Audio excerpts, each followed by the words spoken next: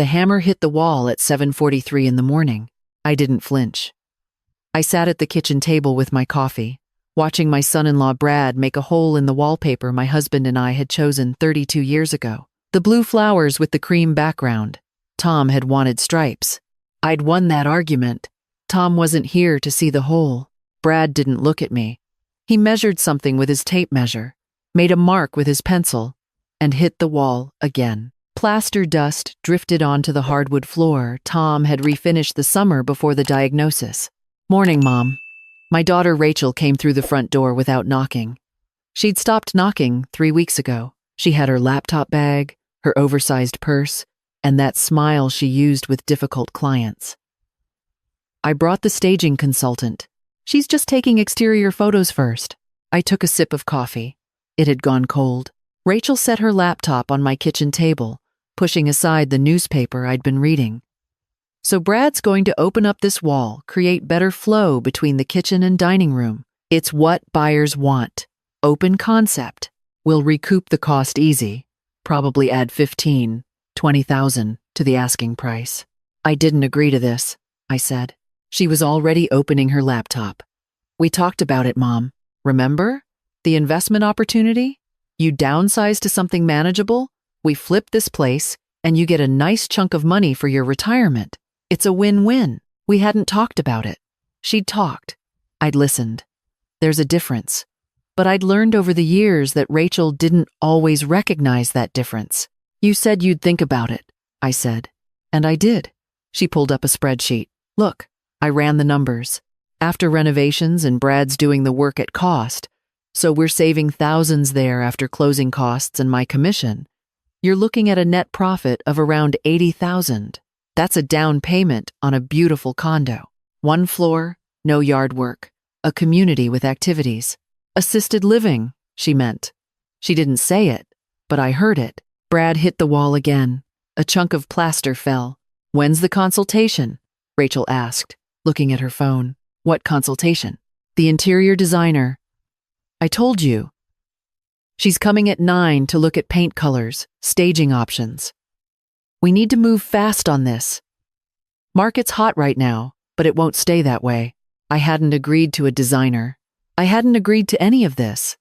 But Rachel was already typing on her laptop, and Brad was already destroying my wall.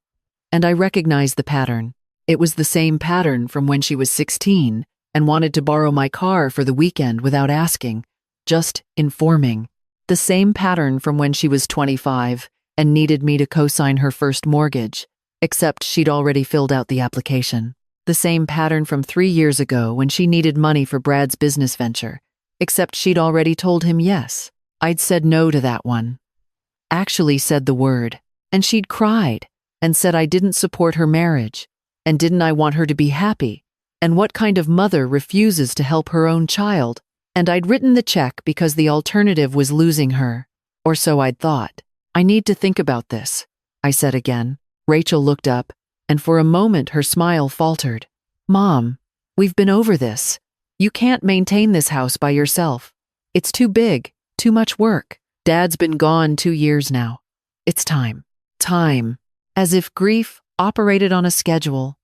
As if 2 years was enough to erase 35 years of marriage, of memories built into every corner of this house. "The market won't wait," she added, softer now. "And honestly, I'm worried about you here alone. What if you fall? What if something happens? At a community, there are people, activities, help if you need it." There it was. The concern, the love wrapped around the manipulation, so tight you couldn't separate them. Brad hit the wall again. The hole was bigger now. "I'll think about it," I said. I'd already been thinking about it. For 3 weeks, since Rachel first brought up the opportunity, I'd been thinking while she brought potential contractors to give estimates without asking. While she hired a photographer who spent an hour shooting every room in my house while I sat in the backyard. While she created a listing description that called my home a charming fixer-upper with great bones and tremendous potential. I'd been thinking while I made phone calls Rachel didn't know about. While I met with people Rachel would never expect.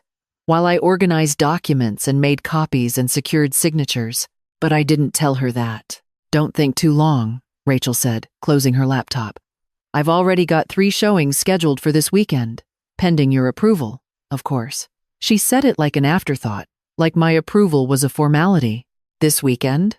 My voice came out sharper than I intended. Well, the house is already on the MLS. I mean, it's marked as coming soon, but agents can show it with permission. And I'm the listing agent, so technically, I can give permission. I just wanted to give you a heads up. You'll need to make yourself scarce during the showings. Buyers like to picture themselves in the space, and it's harder when the current owner is hovering. You listed my house. Pre-listed. Coming soon status. It's strategic. Builds buzz. We've already got interest, Mom. This is good news. I set down my coffee cup carefully. My hands wanted to shake, but I didn't let them. I didn't give you permission to list my house. Rachel's smile tightened. Mom, we discussed this. The investment opportunity, remember? I'm trying to help you. I said I would think about it. I didn't say yes. Well, you didn't say no either. And there it was. The crux of it. In Rachel's world, silence was consent. Hesitation was agreement. Anything short of a screaming, definitive no was interpreted as yes. I'd said no before, 3 years ago, about the money for Brad's business, and I'd lost 6 months of relationship with my daughter. 6 months of her not calling, not visiting, not bringing my grandson by. 6 months of punishment for setting a boundary. I'd learned then that saying no had a cost. What I hadn't learned yet was that saying nothing had a higher one. I need you to take the house off the listing, I said. Rachel laughed, not meanly, just dismissively. Mom, that doesn't make sense. We've already invested time and money into this. Brad's been working on renovations, she gestured at the wall. The photographer, the staging consultant, and I've turned down other clients to focus on getting you the best possible price. This is happening.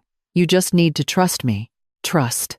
She wanted trust while making decisions without my input, while turning my home into her project, while treating me like a child who needed her adult daughter to manage her life. Brad finished with the wall and moved to the dining room. I heard him measuring something else. I should get ready for the staging consultant, Rachel said, standing. Mom, I know change is hard, especially at your age, but I promise, this is for the best. You'll see. In 6 months, you'll be in your new condo, making friends, taking art classes, or whatever, and you'll thank me. She kissed the top of my head like I was a child and walked away, already on her phone, already moving to the next task. I sat at the kitchen table and listened to Brad work. He was removing the chair rail now, prying it off with a crowbar. Every crack of wood was another piece of Tom being erased. My phone buzzed. A text from my lawyer. Everything's ready. Just need you to review and sign. Can you come in this afternoon? I texted back. I'll be there at 2. I'd made the appointment 3 weeks ago, right after Rachel's first opportunity conversation. Right after I'd realized that she wasn't asking permission. She was informing me of decisions she'd already made. I'd spent those 3 weeks making my own decisions. I'd met with a different real estate agent, one Rachel didn't know, a young woman named Mariah who'd sold a house on my street last year. I'd gotten a proper appraisal, not the inflated estimate Rachel had thrown around. I'd researched the market myself, looked at comparable sales, understood the real value of my home. I'd also met with a financial advisor, the one Tom and I had used, the one who'd helped me navigate everything after Tom died. We'd looked at my options, the condo Rachel wanted me to buy, the retirement communities, the reality of what I could afford, what I wanted, what I needed, and I'd made a plan Rachel knew nothing about. The staging consultant arrived at 9. She walked through my house with Rachel, talking about neutral palettes and decluttering and removing personal items so buyers could envision themselves here. She suggested I pack up Tom's books, Tom's records, the photos of our vacations, our wedding, our life. Heavy personal items reduce buyer interest by up to 30%, she said, making notes on her iPad. I stood in the doorway and said nothing. By noon, Brad had created 3 holes in various walls, removed 2 light fixtures, and started tearing up the carpet in the spare bedroom. Original hardwood underneath, he said to Rachel, not to me. We'll refinish it, stage it as a home office. That's what sells now. That was Tom's study. His desk was still there, his papers, his crossword puzzles, half finished. Perfect, Rachel said. We'll have the floors done by next week. I made lunch. A sandwich I didn't eat. I watched them work on my house, making it into something else, something marketable, something that would appeal to strangers who would erase every trace of the life Tom and I had built. At 1:30, I got my purse. Mom, where are you going? Rachel looked up from her laptop where she was editing the listing description. Errands, I said. Can it wait? The photographer's coming back at 3 to get the renovation progress shots. No, I said. It can't wait. I drove to my lawyer's office. Patricia Chen had been our lawyer for 20 years. She'd done our wills, our estate planning, the trust we'd set up. She'd held my hand through the probate after Tom died, helped me navigate the legal maze of widowhood. When I'd called her 3 weeks ago and explained the situation, she'd said, "Let's make sure you have options." Now she spread the documents across her desk. I want you to read everything carefully before you sign. This is your house, Dorothy, your decision. I read. The deed, the sale agreement, the closing statement. Everything was exactly as we'd discussed. You're sure about this? Patricia asked. I thought about Rachel's smile, the one she used on difficult clients. I thought about Brad's hammer hitting my wall. I thought about the coming soon sign I'd seen on the real estate website, advertising my home without my permission. I thought about the 6 months 3 years ago when I'd said no and lost my daughter temporarily. I thought about what I was losing now by saying nothing. I'm sure, I said. I signed the documents. Patricia notarized them, made copies, put everything in order. Closing is scheduled for next Friday at 10 a.m. The buyers are paying cash, so there won't be any delays. They're very excited. Young couple, first home, they love everything about it. They seem nice, I said. I'd met them the week before. Jason and Melissa, both teachers, married 2 years, expecting their first baby. They'd walked through my house and seen what Rachel couldn't. Not an investment opportunity, but a home, a place to build a life. Melissa had cried when she saw the backyard. I can see our kids playing here, she'd said. I'd like that. What about your daughter? Patricia asked carefully. Have you told her? Not yet. She's going to be upset. I know. Patricia handed me the folder with my copies. You have every legal right to do this. The house is in your name alone. You don't need anyone's permission. I knew that too. But knowing and doing are different things. I drove home. Rachel's car was still in my driveway, along with a truck I didn't recognize. When I walked in, there were 2 men in my living room, measuring the windows. Custom shutters, Rachel explained, coming down the stairs. Buyers love them. We'll install them next week. I set my purse down. I need to talk to you. Can it wait? I'm just finishing up the staging plan with these guys. No. Something in my voice made her look up. Mom? Are you okay? You look. I sold the house. The measuring stopped. The 2 men looked at each other. Rachel laughed. What? I sold the house. 3 weeks ago. We close next Friday. Her laugh died. That's not funny. I'm not joking. You can't sell the house. I'm the listing agent. I have the exclusive right to... You never had an exclusive right to anything. I never signed an agreement with you. Rachel's face went white, then red. What are you talking about? We discussed this. The investment opportunity. The plan. You discussed it. You made a plan. I didn't agree to any of it. But you didn't say no. And there it was again. Silence as consent. I'm saying it now, I said. No. Who did you sell it to? Rachel's voice was rising. How much? Did you get it appraised? Did you negotiate? Mom, you don't know how to... I hired a real estate agent. A good one. Someone who listened to what I wanted instead of telling me what I needed. I can't believe this. Rachel grabbed her phone. I have showings scheduled. I have people interested. I have contractors lined up. Brad's been working on this for weeks. I didn't ask Brad to work on it. You didn't say no. I said I needed to think about it. You chose to interpret that as permission. Brad came in from the kitchen, covered in plaster dust. What's going on? She sold the house, Rachel said, her voice shaking.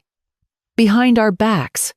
After everything we've done, Brad's jaw tightened. We had an agreement. No, I said. You had an assumption. We put money into this. Brad gestured at the walls, the holes, the destruction, materials, time, labor. I didn't ask you to. You didn't stop us either. And there was the crux of it. Not stopping them was the same as encouraging them. Not saying no was the same as saying yes. Silence was permission. Hesitation was agreement. Except it wasn't. It never had been. I just hadn't had the spine to say so until Tom was gone, and I had nothing left to lose except my own self-respect. You need to fix the walls, I said, and remove any materials you brought in. The house needs to be in its original condition for closing. Original condition? Brad's voice was incredulous. I've been improving it. I didn't ask for improvements. Rachel was crying now. Real tears. Not the manipulative ones she'd used at 25. How could you do this to me? I'm your daughter. I was trying to help you. By listing my house without permission? By making decisions about my life without consulting me?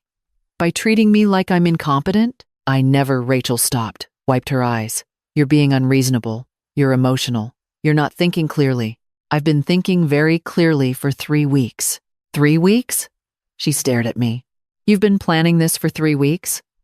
While you let us, she couldn't finish. The betrayal was too big. I understood the feeling. I need you to remove the listing from MLS, I said. Today, and cancel any showings. I can't just people have appointments. Those appointments are for a house I never agreed to sell. Cancel them. Mom. Rachel's voice changed, softened, became the little girl who used to climb into my lap when she was scared. Mom, please, let's talk about this. Let's sit down and discuss it rationally. You're upset, I get it. We moved too fast. But we can fix this. We can. The house is sold, Rachel. Closing is next Friday at 10 a.m. This isn't a negotiation. I'll talk to the buyers, she said suddenly. I'll explain the situation. They'll understand. I'll find them another house, a better house. They don't want another house. They want this one. I'll make them a better offer. Rachel. I made her look at me. This is my house, my decision, my life, and I'm allowed to make choices without your permission. She flinched like I'd hit her. Brad grabbed his tools. I'm not fixing those walls for free. Send me a bill, I said. For the materials, not the labor. I didn't hire you. You can't just. I can. I pulled out the folder Patricia had given me. I own this house. It's in my name. Tom left it to me. Not to you. Not to Rachel. And I have every legal right to sell it to whomever I want, whenever I want, for whatever price I want. I handed Rachel a document. That's from my lawyer. It outlines the sale, the timeline, and the legal standing. You can have your lawyer review it if you want, but it won't change anything. Rachel took it with shaking hands. She read the first page, then looked up at me with something I'd never seen before. Not anger, not hurt, but genuine bewilderment. I don't understand, she said quietly. I thought I was helping you, and I believed her. That was the worst part. She genuinely thought that taking over my life, making decisions for me, pushing me into a future I hadn't chosen, she'd thought it was help. She'd thought it was love. Maybe it was, in its own twisted way. The same way I'd thought writing that check 3 years ago was love. The same way I'd thought saying nothing for 3 weeks was avoiding conflict. We were both wrong. I know you did, I said, but I didn't ask for help. I asked you to listen. There's a difference. The staging consultant came back at 3. Rachel sent her away. Over the next week, Brad came back and fixed the walls. He didn't speak to me. He patched the holes, repainted, reinstalled the chair rail. He did a good job. I'll give him that. When he was done, you couldn't tell he'd ever been there. Rachel came by once more, 3 days before closing. She sat at my kitchen table, the same table where I'd sat and listened to Brad's hammer. Where are you going to live? She asked. I found a townhouse, 2 bedrooms, small yard, good neighborhood. I close on it the same day I close on this one. You bought a place without telling me. Yes, I could have helped you find. I know. She was quiet for a long time. Then, are you doing this to punish me? No. Then why? I thought about that question. I'd been thinking about it for 3 weeks, for 3 years, maybe for my whole life. Because I needed to know I could, I said finally.